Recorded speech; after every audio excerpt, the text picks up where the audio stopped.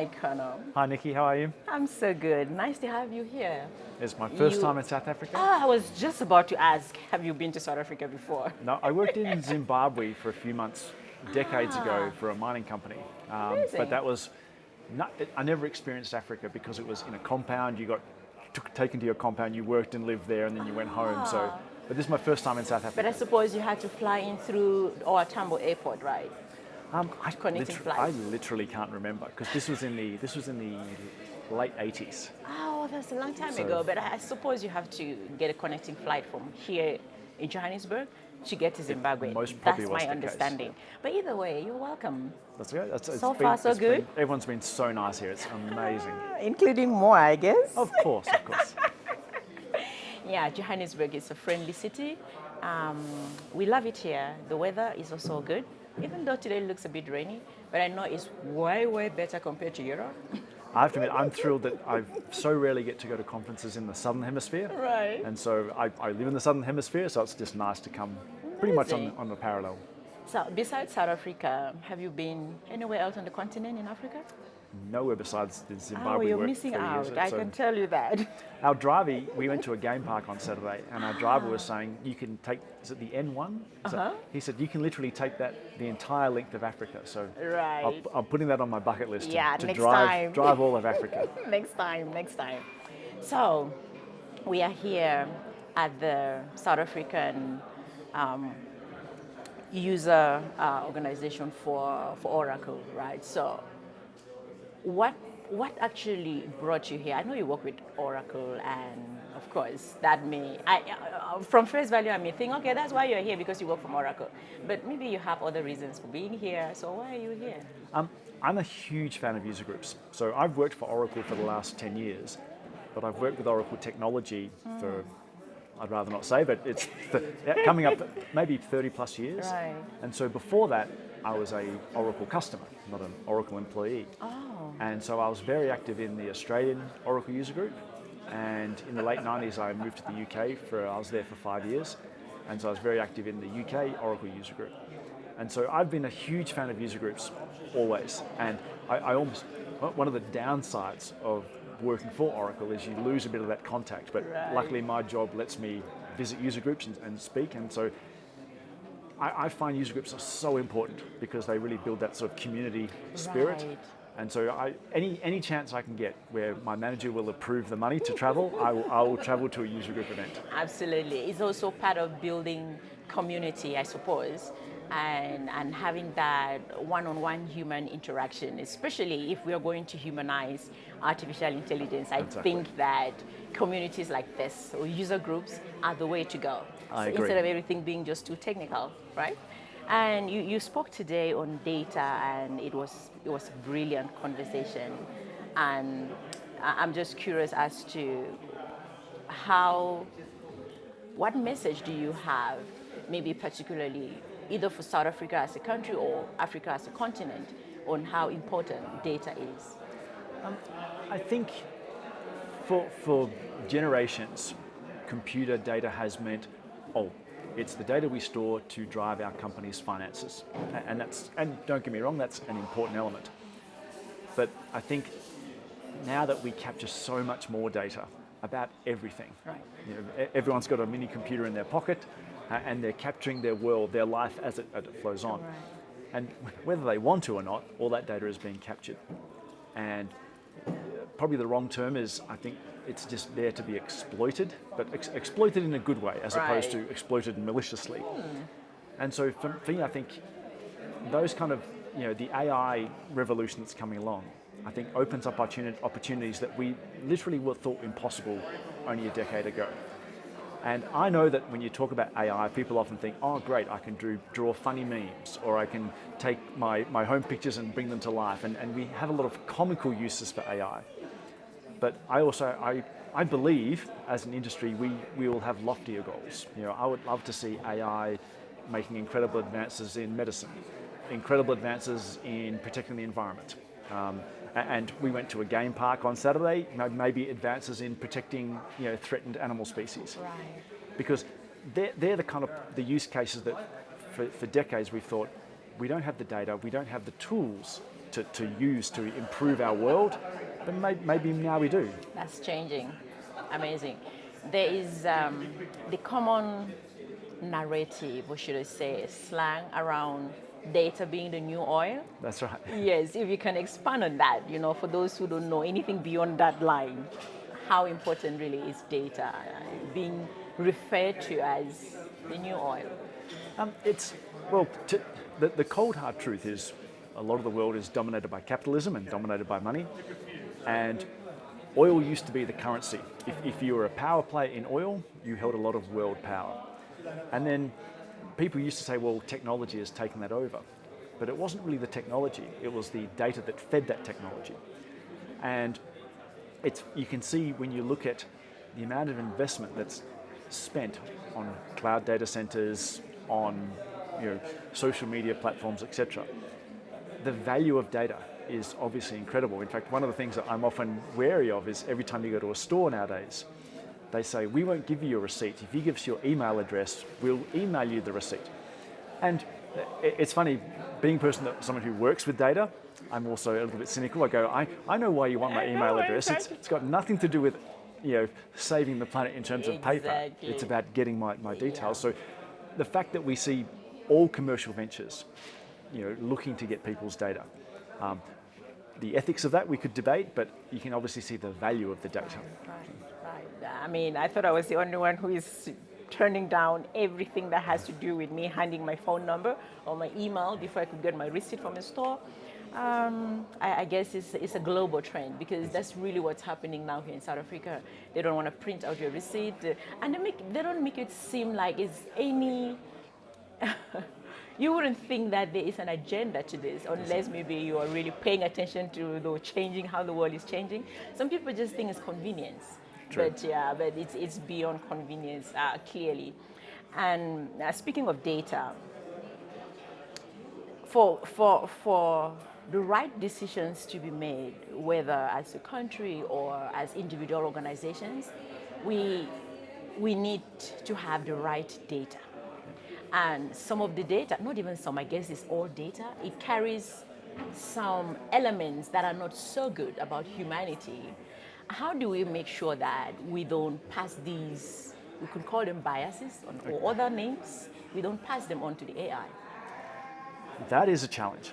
And there was a lot of publicity recently when Grok, the X or Twitter AI, all of a sudden went very, very conservative, ultra-conservative in its views, and then the next day it pivoted back the other way. And it suddenly revealed to people that these AI facilities can easily be manipulated and converted to any agenda that someone may seek for it. I don't think that's a solved problem yet, and I'm hopeful and optimistic that it will become. I think all organisations that go into AI should be very cognizant of the fact that they'll need to be very focused on putting up the right kind of guardrails, whether they're choosing it in a very simple form just to answer queries of their own databases, or whether they're doing more global things where they're passing that information to third-party providers. I think people should always view anything to do with AI with I should say a healthy distrust. Right. And simply because AI ultimately is just algorithms. And algorithms in the main do great things, and sometimes algorithms go wrong. And so if you have that nice healthy distrust, you'll be able to get the value that you want out of it without, as you said, heading off down a dystopian path. To be honest, it's a bit depressing to hear that it is not a solvable problem. Because if we don't solve this problem, right, maybe we shouldn't look at it like in a big scale, like in a nation, but let's just take any organization, for example, right, or an individual organization. Say the history within that organization, maybe they've always marginalized a certain group of people, and their data speaks to that. So if they pass that data onto the AI, it therefore means that the AI will continue to replicate and amplify the same toxic culture, so to say. That is certainly a worry. I like to view AI as like a petulant child. Right. When we're raising children, we let them make mistakes, and then we use that to correct them.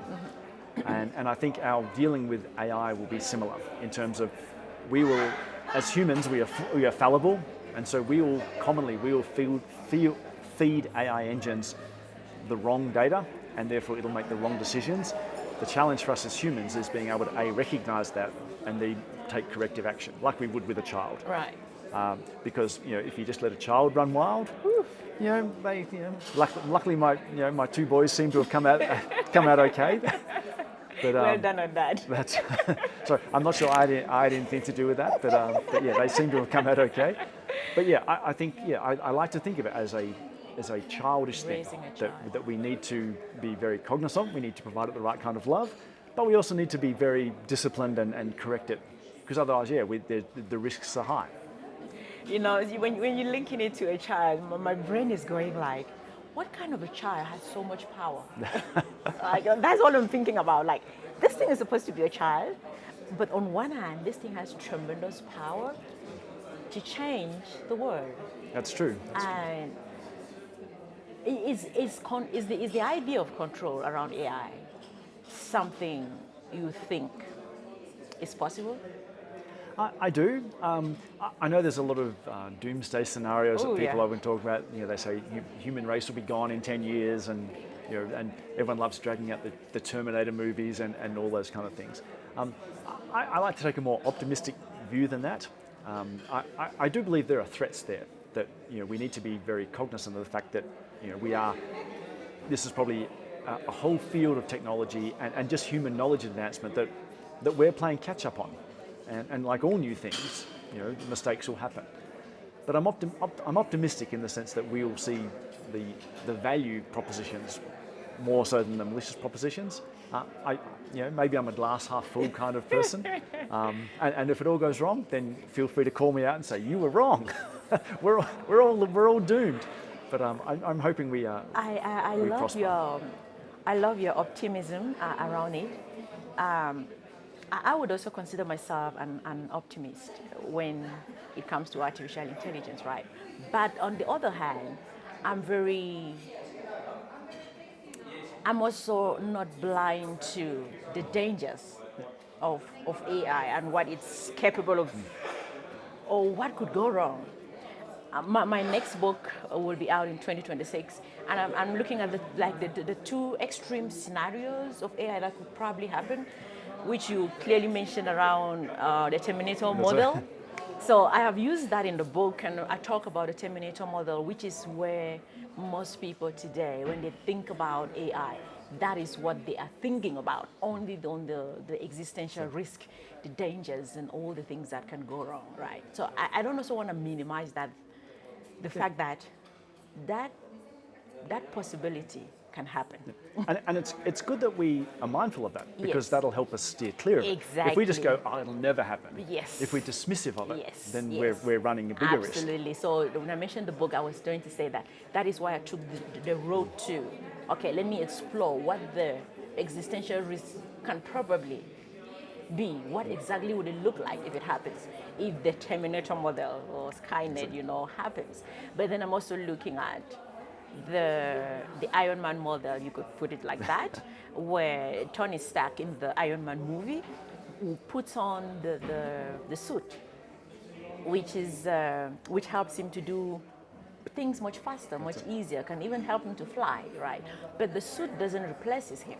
That's right. He beneath that suit, he is still the one in control, the one pressing the buttons and telling the suit where to go, right? So that is another model of artificial intelligence where my wish is that people can gravitate towards that instead of just seeing everything from the Terminator perspective or lens, right? So these two aspects of AI exist, and so I'm just exploring at the duality of AI. I don't want to be so optimistic that I look at the Iron Man model and dismiss that the Terminator model is also a real threat that can actually happen. We don't want to have blinkers on. Yes, exactly. And also, I don't want to look too much on the Terminator model and forget that there is the promise of AI that can be really used to enhance and solve some of the biggest challenges of humanity in our world today. So that is the duality of AI. We can't take one without the other. One thing that leads to my optimism is what I believe is we're not there yet, but will come, is what I call the democratization of AI. Because at the moment, in order to run any kind of AI, you need ridiculous amounts of compute power, and therefore it becomes the privy of the ultra-rich and the powerful few. Absolutely. But I view that very similar to computers 50 years ago, where IBM and other big companies, if you wanted a computer, you had to use their mainframes, and then the world changed. People started to get PCs, and now we have these powerful devices in our pocket. I wouldn't be surprised if a lot of the AI technologies will start spreading out. So as we become more fluent and more capable with it, then people won't have to go to a big vendor to get their AI facilities. They'll be able to do it themselves. And once we have that, then as we dilute that level of control, I think that helps us. Having a couple of people in charge of all things AI is never a good thing. Speaking of that, I'm already thinking like, you are Oracle. That's exactly what you guys are doing in a way. Like the cloud and many of the tools that Oracle is deploying to the market, not everyone has the financial resources to just build a data center, right? So maybe back in the day where, as you mentioned, people had to use the mainframe computers for IBM, Yep. It's pretty much the same thing that people now have to plug into Oracle to be able to have their data on the cloud and do all the things. Now with agentic models coming up, you're also in that market. But see, I believe I totally agree with you, but I think that's part of the evolution. Right. And in the same way that when mainframes were powerful, Oracle solutions were based on, you buy a database on a big machine. And then as smaller machines came available, Oracle had to pivot as a business. They said, we now have other ideas. And even then, Oracle was a big player in the on-premise market, and then cloud came along, and Oracle had to pivot. And so Oracle, like all companies, is pivoting to what the current customer demand is. And so you're right, we are one of the big players, like some of the others. But I think as AI becomes democratized, Oracle, the company, will change to tackle that as well. But I think ultimately, even now you see a lot of people as AI customers starting to run models just on their own systems, simply because they go, it's more cost effective for us. And that's don't get me wrong, as Oracle, we would love them to be using our solutions. Of course. But like all companies, we will have to react to that. All companies ultimately are commercial ventures. Right. And so if a whole lot of customers from Oracle said, we found other ways to utilize our AI more cost effectively, then it's our job as Oracle to innovate, to come up with better solutions for them that are of more value for them. So I think everyone can prosper in that model. Yeah, but I'm thinking when they say more cost effective, is that really true? I believe so, because as I said, like a good example is people have been hypercritical of Apple Corporation, saying they don't have an AI offering, and yet their latest round of chip technologies, the commentators seem to be suggesting that they'll be running a lot of AI stuff on device as opposed to needing to talk to a big data center. So now, I have no idea if this is true. This is just what I've read on various blogs. But maybe Apple, for example, one of these companies that may be pivoting toward more AI that's based on the consumer as opposed to you reaching out to some hyper data center. So maybe that'll come. It's such a fast-moving world. Wow. But whatever it is, all the big companies, the Oracles, the OpenAIs, the X's, etc., the Facebooks, they will have to adjust if that happens. If it doesn't, then things will go on the way. But I think ultimately, consumers generally vote with their wallets. Which is true. And I'm thinking around if we're going to take sustainability or the environment into consideration. If each organization has to build their own data center, for example. Well, no, see, I'm hoping people will be able to take advantage of AI with far less power demands. At the moment, sorry, I should have been more clear. What I meant by the democratization of AI is people won't have to have 10,000 GPUs in a giant data center using millions of liters of water and gigawatts of electricity. Right. My hope is that AI eventually becomes, the push becomes more in terms of efficiency. There will always be these giant data centers for the cutting edge, but maybe some customers won't need that. I see. But you are right. When it comes to not just guardrails, it's not just on data. It's on guardrails on what the infrastructure does to our world. Exactly. Because you hear talk of people building nuclear power stations to power these data centers, etc. It's insane. That's a big challenge. Yeah, and especially for a country like South Africa, we already have, I mean, I live here, I've seen over the years the challenges with energy. And if more and more data centers are going to come, it's not sustainable in the long run, right? It's certainly something that we'll have to tackle. Right. Because you can't just continuously, effectively, just keep going for more and more energy, because it's a finite resource. Energy is a crisis. It's a difficult one in Africa. I was listening to, I think, the president of Kenya just a few days ago, and he was talking about the challenges with energy that the country is facing, and at the same time, wanting to also pivot towards AI and data centers. Then he said, it seems like one part of the country will be shut down to power the data center. That's how difficult it is, I mean, with energy crisis in not just in South Africa, but across the continent. And we're looking at, okay, how do we even begin to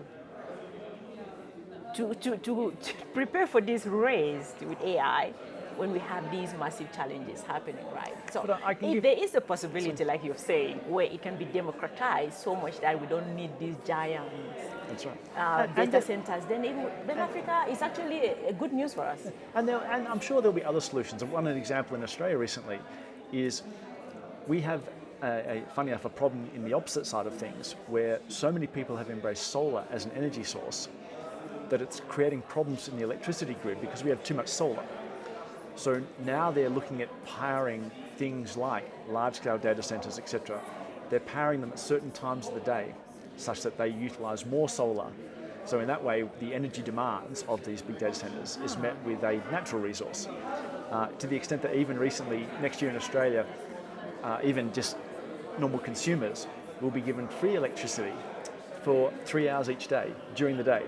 So they're encouraging consumers in Australia, so if you want to do your washing or run your pool filter or whatever, do it during these times and you won't be charged because we're using the excess solar.